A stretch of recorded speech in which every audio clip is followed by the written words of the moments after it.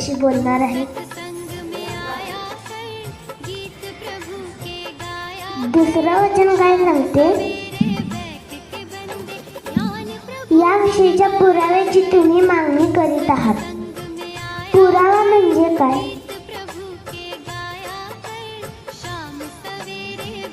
पुरावा म्हणजे काय?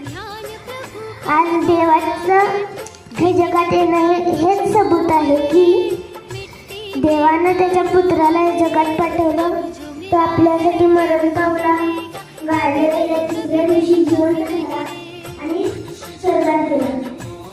हाच पुरावा आहे